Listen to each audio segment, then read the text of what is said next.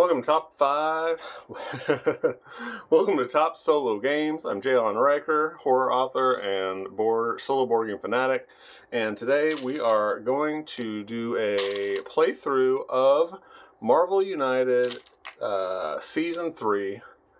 This is kind of a futile endeavor here because with the amount of content in that game, like nothing that I show you could possibly be like representative of where I'm saying can say yes, this is the Marvel United Season 3 experience. But I'm gonna do the best I can. This is a table hog of a game. It doesn't seem like it should be, but it is. And I'm gonna have a hard time fitting everything on camera. But that's okay. I mean, nobody cares. Everybody knows Marvel United. I love Marvel United, so I'm happy to do this. So I haven't actually. This is my last playthrough before I put the game away for a while, and I actually haven't played any of the base box villains. So we're gonna go against the Maestro today. This is the Hulk from the future in a really legendary and great Peter David story. And I'm going to use Cosmic Ghost Rider, which I also haven't used. Like, I haven't used any of these, so this may be a total failure or maybe a cakewalk. I don't think it's going to be a cakewalk. So Cosmic Ghost Rider is also from the base box, and then he is the Gladiator I have used. Okay, so I have used Gladiator. He's really tough. So because he has a healing ability, so I'm hoping that comes in useful. And then Agent Venom seems to be really popular. I haven't used him yet, but I'm interested to see why he's so popular. So I guess let's get to it. Special rules for Maestro. First, you're supposed to have the Rick Jones token set aside. I don't have it. I don't like dealing with all the tokens. There's so many specialized tokens in this game, and I don't think it's necessary. So I just typically I use these pawns, like Sorry style pawns, a lot. I got a ton of them, like 100 of them from Amazon for like $10. Then I'll use my cubes for other things, like I'll use them for health for the Dogs of War. I forgot to do that. I should have done that already. So Rick Jones will be something. I don't know what yet. Maybe I'll have to cut this part out because these are kind of hard to fish out the same color.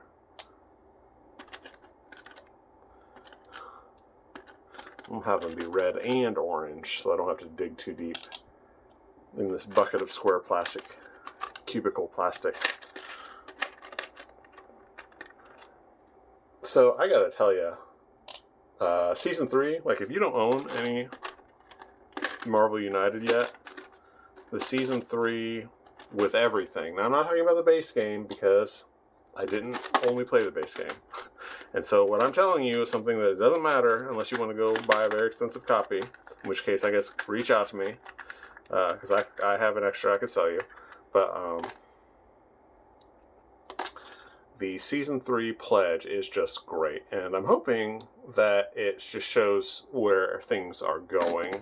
Like DC United, I'm guessing reaches this level of quality. This seems like not chance. This is an evolution. I don't like that it kind of basically made Season 1 heroes unviable, but you can use them if you want to make the game more challenging. Okay, so we're set up here. Let's read about the Maestro. When a hero is KO'd, Maestro doesn't activate his BAM. Instead, he gains 1 health, may go over starting value. When 2 missions are completed, place the Rick Jones token in the location opposite to Maestro's. If Rick Jones is not in Maestro's location, Maestro ignores the first 2 damage he would take each turn. Heroes can take Rick Jones with him whenever they move, or move him to an adjacent location by spending an action icon. The BAM is deal 3 damage to 1 hero in Maestro's locations, and then the Dogs of War deal an extra damage to 1 hero in the location. And on overflow, if 1 or more civilians or thug tokens can't be added to a location. Maestro gains 1 health, may go above starting value.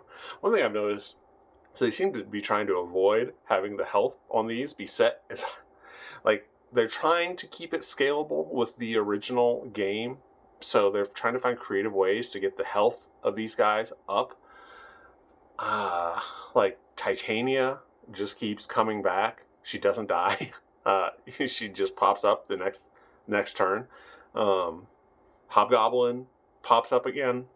I'm not 100% sure of the purpose of that. Maybe it's a scaling thing. Maybe it's because it'll freak people out if they see that they're going up against somebody with 20 health, even if that's the ultimate effect.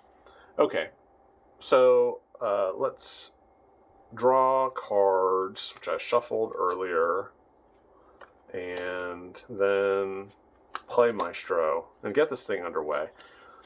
So far, I've had some very tough fights. Hobgoblin was very tough, which makes sense because Goblin was tough, and I don't remember if it's in the same way or not.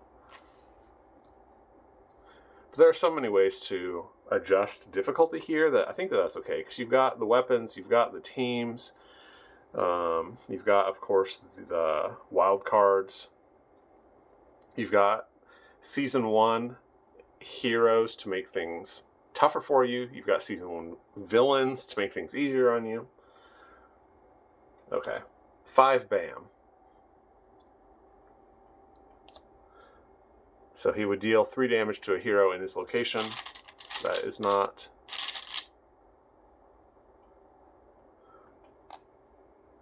Thankfully, there's no one in his location. Now, I played with Karnak, and being able to see where they are ahead, I mean, that's just cheating. There's another character. Is it Adam Warlock?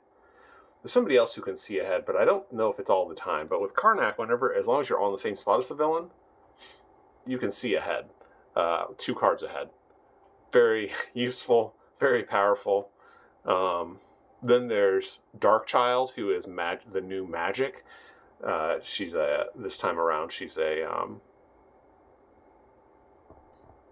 anti-hero. Was she an anti-hero before? She might have been an anti-hero. I don't remember. Is she the 3rd iteration of that character?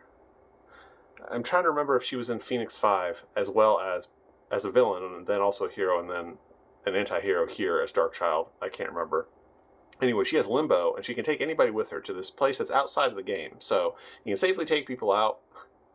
Then there's a BAM, and then they can jump in anywhere. I mean, that's... Like, you put some of these characters together, and you can go wild. Okay, so Agent Venom. We definitely want to try to clear these out, or else he's going to be getting tons of health, and I'm going to have to use bigger than a 10-sided die. Nobody wants that.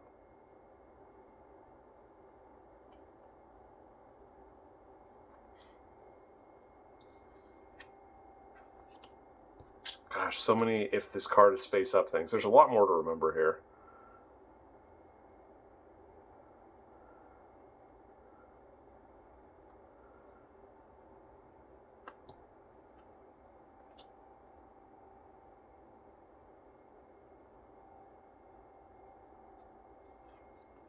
They still have a lot of characters that do things with crisis tokens, and so far, I haven't faced a villain that really uses them. Titania uses them in a way, but not in a way that they get put on characters. They actually get put on her.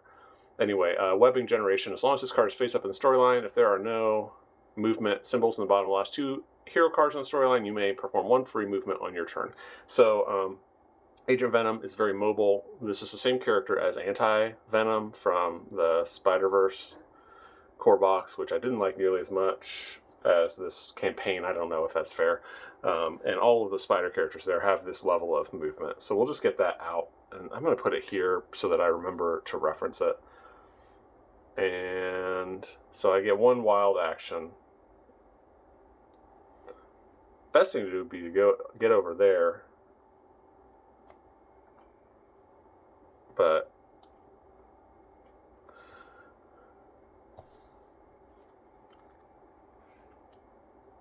okay, so Cosmic Ghost Rider, who is Frank Castle with the Vengeance, Spirit of Vengeance, and with having been Galactus's Herald. He's a super OP character. We'll see how he plays here. Oh, defeat all. Oh, dang. That'd be really good. Defeat all in your thugs in your area. Okay, so I'm going to play that one. And remember, there was a wild card here, so he's going to use these two as movements, and then he's going to defeat all these. So I better start clearing out these cards. It seems like... I wonder if this... So Cosmic Ghost Rider... Last game I played, I had Gladiator, Red Hulk, and Magic, and they all are anti-heroes, and I think that lends to them doing fewer heroics and a lot more punching. And it got really difficult to do heroic stuff. Gladiator is relatively heroic. Red Hulk is absolutely not heroic. He actually wipes out half of his attacks wipe out all of the civilians in a given area.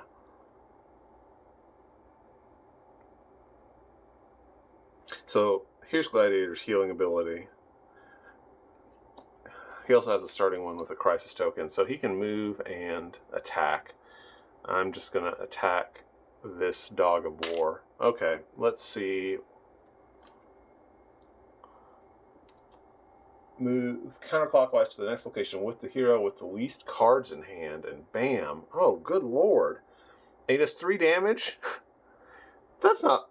Holy shnikes. Okay, so the point is that he just levels you over and over again. When a hero's KO'd, he doesn't activate his BAM. Instead, he gets 1 health. So he's going to go real high. I'm glad that I play. Sometimes I don't like to play all the starting hand stuff because I have more optimal stuff to do. But then if it gets put at the bottom of the deck, that's not good when it has persistent stuff that has persistent effects. Okay, so Anti-Venom just got wiped out. And I almost forgot to add these because I was so shocked by the brutality of that attack. So he's going to get stood back up. So I don't know if we're going to be going for the Dogs of War or if we're going to be going for these if he's making a lot of civilians, because we don't want his health going crazy, and that's what Overflow does. It already looks like it's going to go crazy just for him KOing. He lands on a hero and just KOs them. There are some characters who I believe can ignore damage that's not just like ignore 1 damage around, but maybe ignore from any one source. I wonder if that's true. If so, that's the guy to go against Maestro.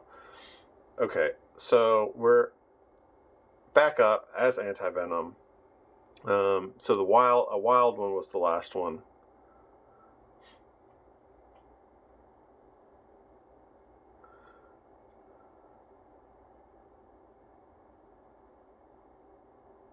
I don't know. I don't usually like to focus on 3 at a time. Next villain turn, you may redirect any damage dealt to you or any henchman or... Wow, that would have been... That's a really useful one if I can make sure... If I can put... Maybe I should stack the heroes. But, I mean, it's only for 1 turn. Next villain turn, you may redirect any damage dealt to you to any henchman or thugs in your location. That would protect me because you can select who receives that big damage.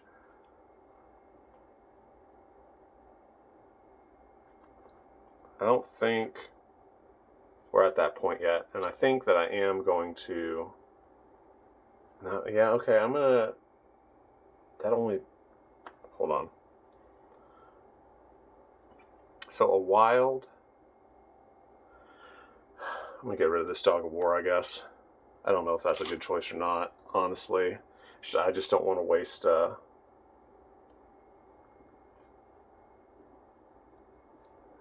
Should I? Because the thing is, deal 1 damage to 1 hero in this location. No, I'm not. I'm going to just clear 2 of these. Okay. And the reason is because I don't want that overflow.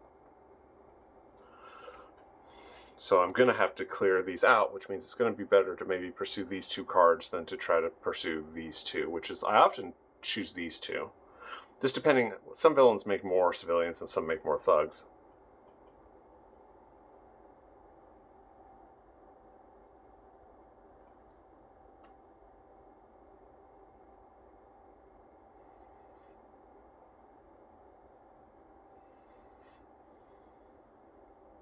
So I've got 2 punches to deliver here. So I guess, look, he's got a little baby Thanos strapped to him. He decided to, in the storyline, to kidnap Thanos and try to raise him as a good person instead of assassinate him. And it did not work out. Well, I guess I'm not doing what I just said, and I'm going to clear these out because there aren't enough villains to make a good turn. Oh boy, I don't think I'm making good choices. This is not a good effect. Okay.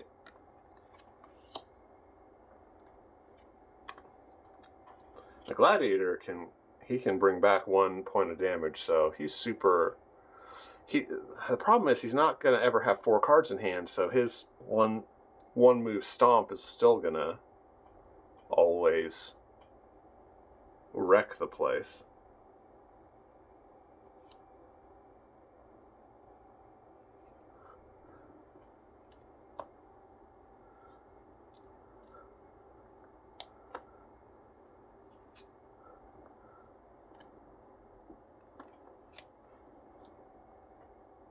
Okay. 4 bam. Okay. 1, 2, 3, 4. So he wasn't a homing missile that time. Well, that's very good. And he doesn't get any overflow to increase his health, so that's very good.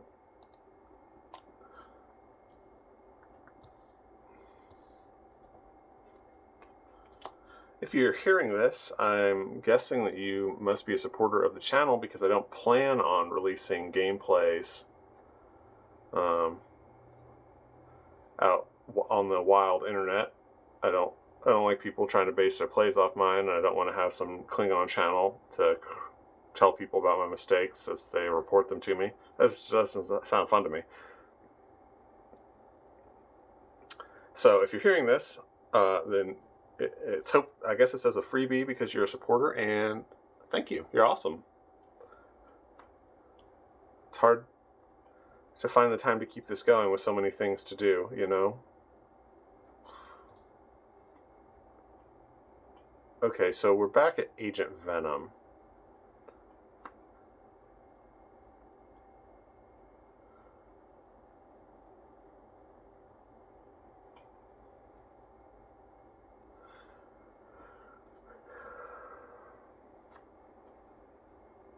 Shoot, I don't know what to do, man. I'm gonna damage rush this, I guess.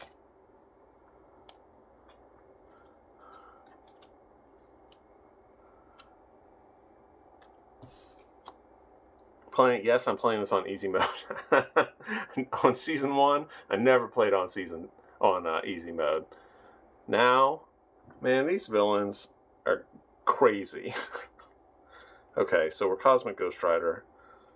We can do a lot of damage here, or a lot of good. I need to be beating up thugs. If I can move twice, which I can, okay. I'm going to go bop, bop, and then I'm going to defeat these 3, because with this card, you defeat 1 in your location and each adjacent location. And then I still have a punch to spend. This is a good card. Cosmic Ghost Rider, he's a boss.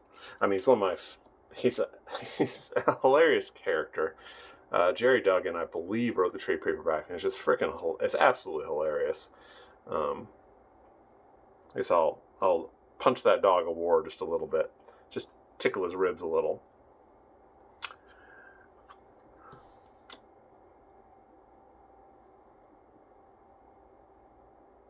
Now this is the card that makes Gladiator a beast. Perform punches in your location equal to the number of cards in your hand. And remember, he has healing factor, so he gains 1 card back at the end of every villain turn. So he basically always has 3. You know, he doesn't basically always, like, but if he takes more than 1 at a time, he wouldn't necessarily always. But still, very powerful character. Okay, so he's got a punch. We need to clear 1 more Dog of War and 1 more Thug. I'm going to do something a little unexpected. I don't know if this is unexpected, but I'm going to save somebody, and I'm going to punch somebody with the previous card, just to not waste anything. So now he's active because we've cleared 1 of these. The good thing is that it's on the 3rd hero, which I always like because it means that he doesn't get a turn where he gets an extra for no reason. And Cosmic should be able to, unless he moves counterclockwise and wipes him out. Well, even if he does, he'll pop up and be able to. Okay. 3 bam. Put back into play 2 already cleared threats in the next 2 clockwise locations with no threats. 1, 2, 3 bam.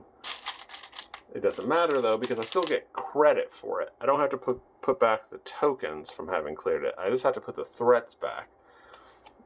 Okay, the clear threats in the next 2 clockwise locations with no threats. So that's the first clockwise, and that's the second clockwise. I don't even know. I wasn't even looking to see what they did. Like, this is a crisis token one. Who cares? This is a henchman one. Oh, that's actually a really good one. I should have used that. I ended my... Shoot, I'm not going to retcon it. I should have paid attention to what I could actually have done there, because I could have moved 1 of these over here and done 1 damage to it. Okay.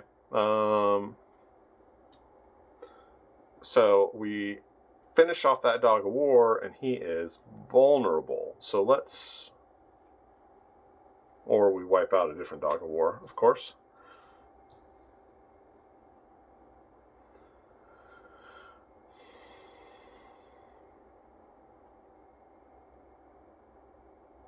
So he could move because that's his power, his hand power, because there's no movement on those.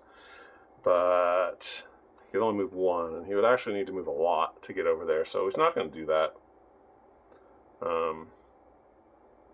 Shoot. What to do. Maybe he will move 1 and...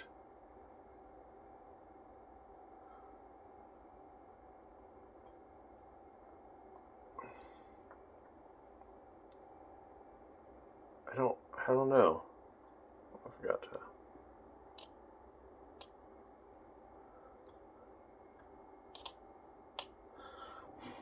Okay, so what I would like to do is clear these down just to make sure that Maestro doesn't get any health from overflowing it. Everything else is contained pretty well. But I can move for free over there and then use that. So the question is, what card to waste? I don't want to waste this one because I could redirect damage that he deals back at him with that one when everybody's piled up to assault him.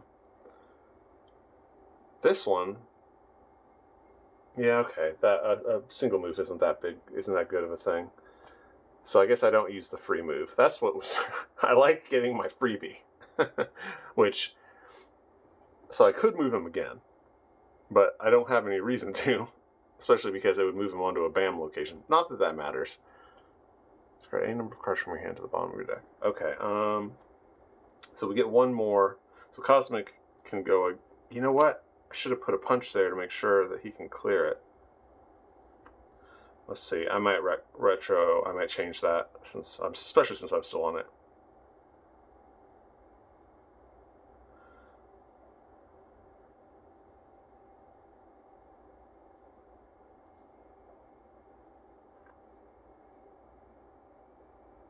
because I need to do 2 punches, so I shouldn't reveal that before I decide, if I'm being perfectly fair.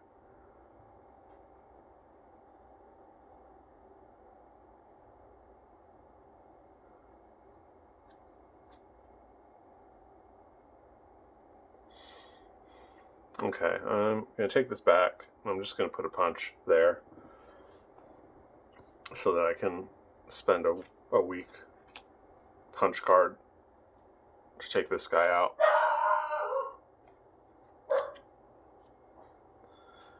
Okay, you may draw... Oh, that's a great place to stand then. You may draw cards until you have 3 in your hand. Okay. So now it's Maestro's turn. So we've cleared 4 threats, so he's vulnerable now. But now he gets to go. Okay, see what he does. Move clockwise to the next location with the hero with the least cards in hand. They all have 3 cards in hand. They all always will, because he's always going to kill them outright. I always have it to where he has to move. I don't ever do it if they're at a location. I think that's the right way to interpret that. Okay, so he takes out Cosmic Ghost Rider and gets rid of his cards, and he had a double wild. That would have been useful.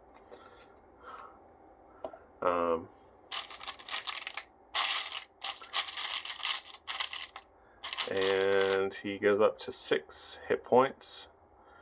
I could see this becoming like he just keeps getting back a hit point at a time until the game is over. I'm guessing that's the way in which he's dangerous. Okay, Gladiator is next. Great, and he's all the way across the board.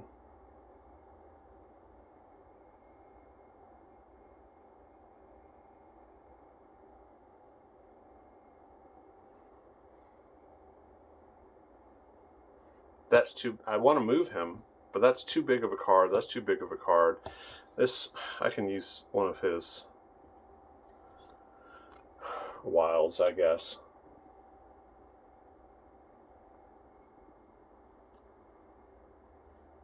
Why do I want to move him?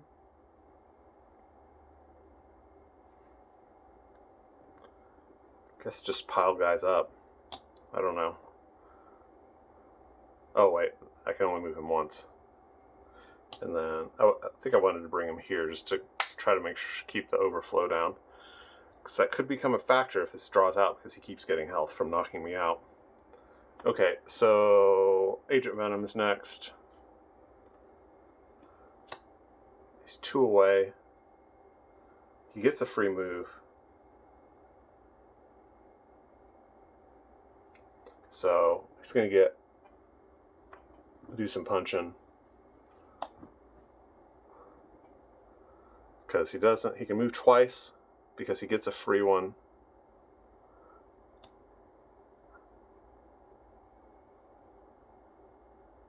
And then he's going to punch him twice. Okay. Maestro's turn. Move counterclockwise to the next location with the hero with the least cards in hand. And bam.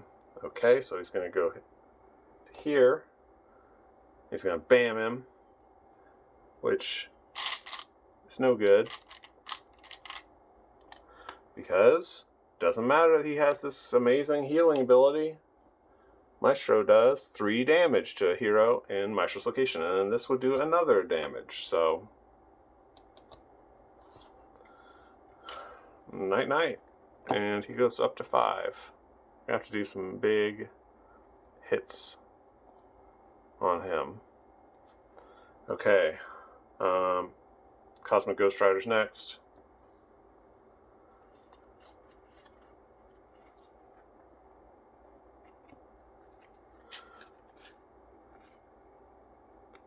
Two punches against a single in your location. That is probably going to be it. Yeah, and a move and punch. So he could have moved twice and still done this.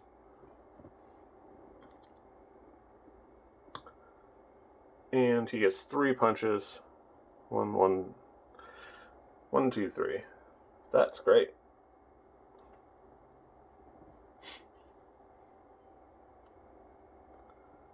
Okay, and now it's Gladiator's turn. Let's see if Gladiator can finish him off. The problem with having gone with one where the punches is in the upper portion is that those are not available.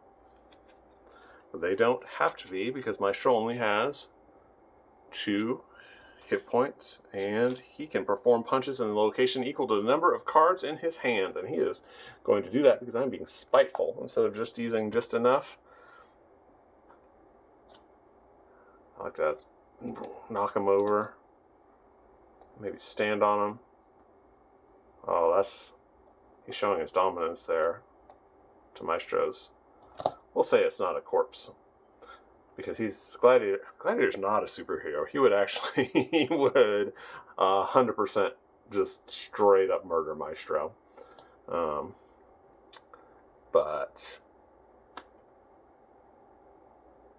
And he gets 1 extra, so he's going to take out that thug too. I don't know what standard issue thug thought it was a good idea to stand toe-to-toe against Gladiator, but okay. That was fun.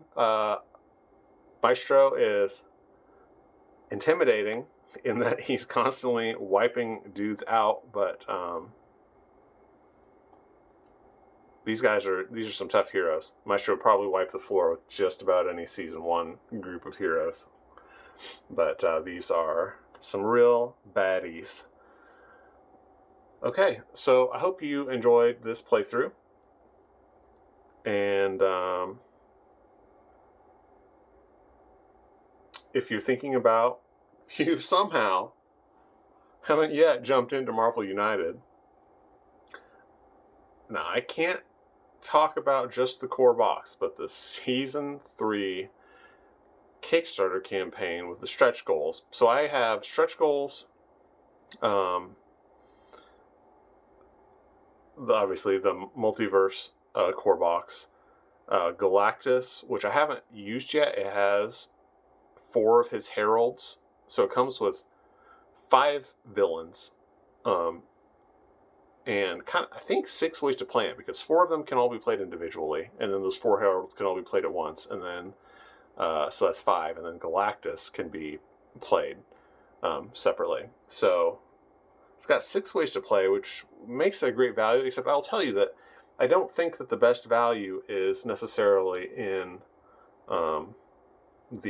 just the villains like it was in Season 1. These heroes are differentiated enough that I think I'm having a lot of fun exploring the heroes, whereas before I was kind of savoring the different challenges as my main way of extending, gameplay through a lot of sessions.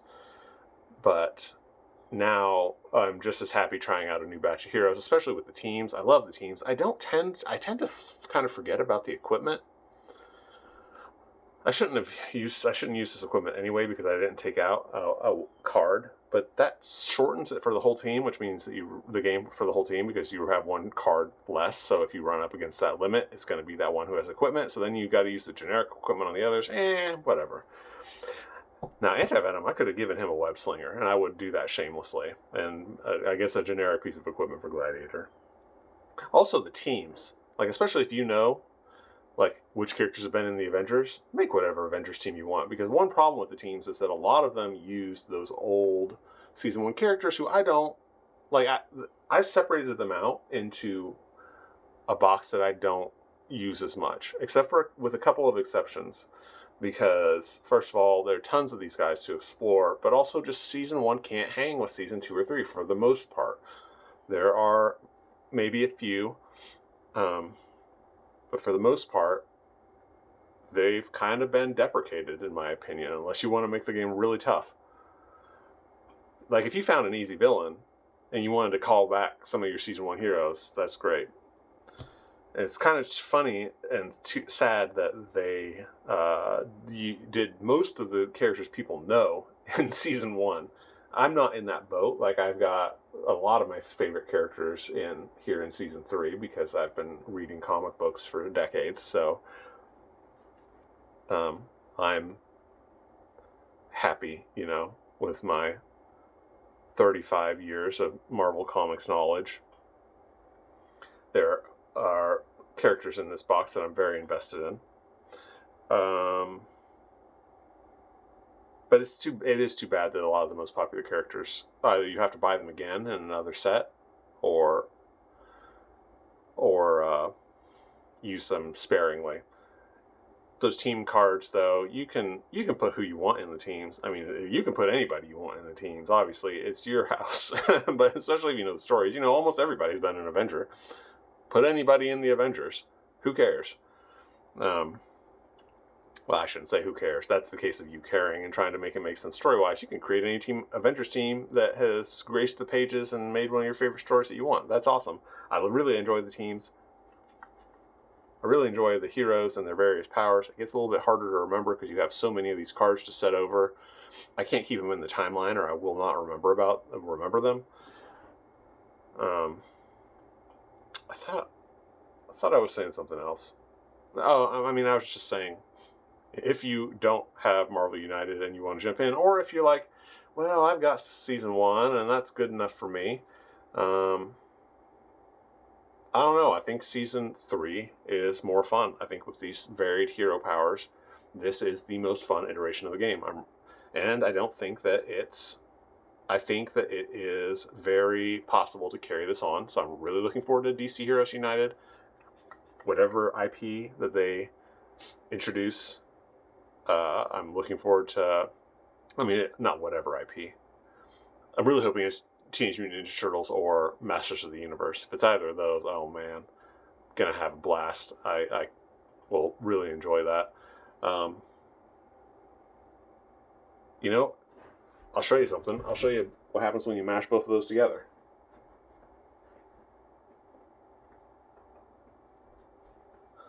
Here's Turtles. I can't remember what they call it, Masters of the Turtles universe? I don't know. But if your problem with the Ninja Turtles was that they just didn't have enough beef to them, they've invaded, they've done a crossover with Masters of the Universe, and these toys are absolutely glorious.